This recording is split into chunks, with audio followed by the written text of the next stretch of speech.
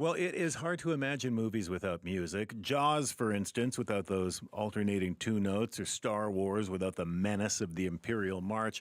Well, our next guest knows all about that relationship. This Saturday night at the VSO and VIF, they'll join forces for an evening with A.R. Rahman, stories and music from his career. Now, the international composer will play music and tell stories about his legendary career composing for some of Hollywood and Bollywood's biggest hits. But before we hear from A.R., let's hear just a little bit of his music. From Slumdog Millionaire, this is the Oscar-winning Jai Ho.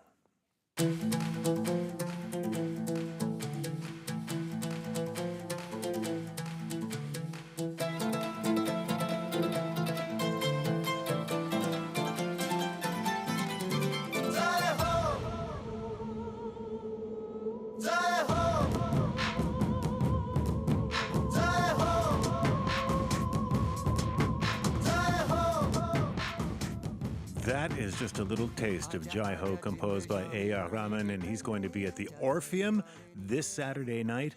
First, though, he's been good enough to join us now. Hello to you. Hello, how are you doing? I am so well, thank you. Thank you so much for taking the time with us. You know, I have not heard that for quite a long time, and it takes me right back. It is so evocative and so iconic, that piece of music now. When you were writing that, what were you thinking about it? Uh, I think the word Jai Ho means jubilance and it's like a blessing. So I was just writing a dance song. Just a dance song, that was it. Yeah, yeah. And the status, though, that song has reached, I mean, could you ever have imagined? No, it happened almost like an accident because Danny had another song, which a pre-existing song, and he shot on it. And I said, "Why do we have a old song? Why can't we make something new?" And all in 2 weeks, you know. He said, "Yeah, if you have the time, go ahead." And I was not sure that it's going to like this or not. But after we mixed it, everybody called, "Hey, what is that song?" And it's lovely. After the Canada premiere, right? Right. Yeah.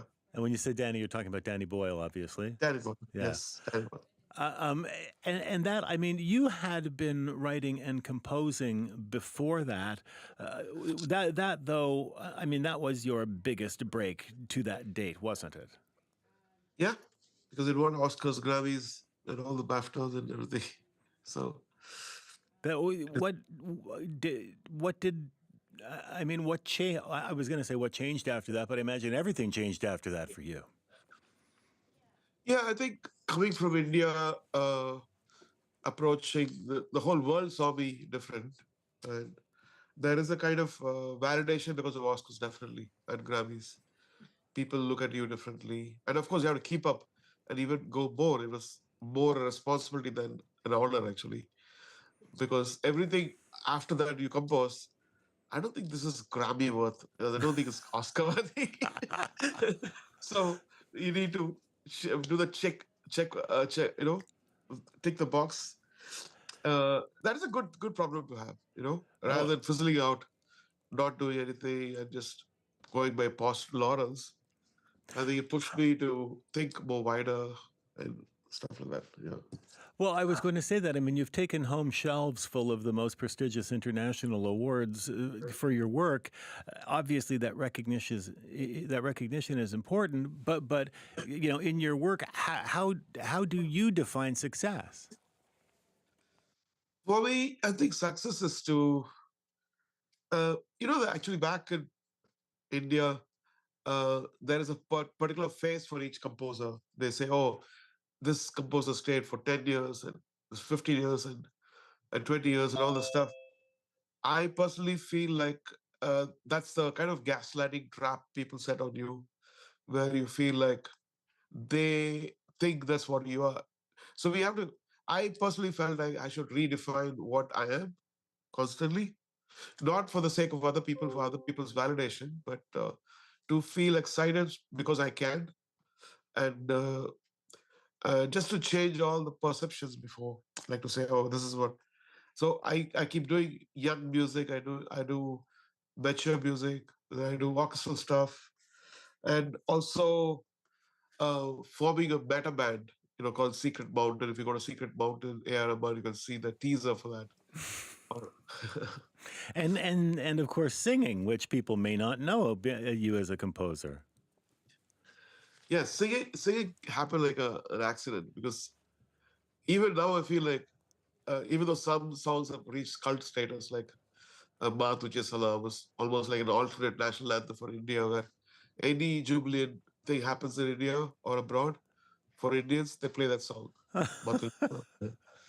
And so this is beyond the chops you have in the voice rather than the voice itself. I think for it took a while for me to realize that, and then I said, okay, I have to use the voice, but also be careful about, because you're a leader, you're a producer, composer, so you have a responsibility not to overuse the self-entitlement of being a singer. And so you're just another instrument then, as far as you're concerned. True, true. Is there something, AR, I mean, in everything you've done, is there something that you are particularly proud of, that you're most proud of? I personally feel the choices of what I've taken in life is, uh, I mean, I'm not trying to be an elitist in music. I've done something like that. Then I also do something for the masses. So there's a balance between what I do for songs or score. Of course, when I'm working abroad in Hollywood and everything, it's a different scene. Mm-hmm. Back in India, the more simple, the more better things are, right? So, but your complexity of you mature as a composer, there's a dichotomy there. You want to go deeper, you want to go more that side, but the song side is getting more simpler, more simpler, more simpler for the masses. So, yeah, it's a balance, I guess. And how different is the approach when you're working in Hollywood versus Bollywood? Well, I think we get more freedom in India. I think if I find the right director in Hollywood, I think it's a great. Uh, I like Lasse Hallström worked on 100-Foot Journey. Then Danny Boyle, of course.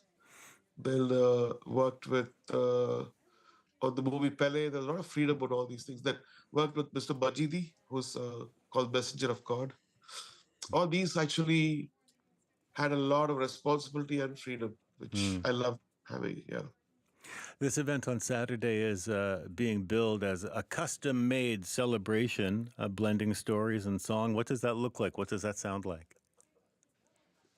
It sounds cool. I hope people like it. Oh, I have to tell you, it sold out in about 3 seconds. So, Oh, really? yeah, we are going to go out on another one of your very famous pieces of music, Kenya Hikya, from the movie Bombay. Tell us just a little bit about that, if you can.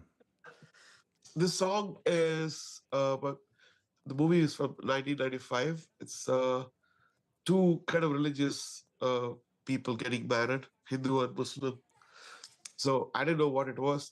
So I had to literally imagine, okay, this is what the folk Muslim culture in India is like, South India. Yeah.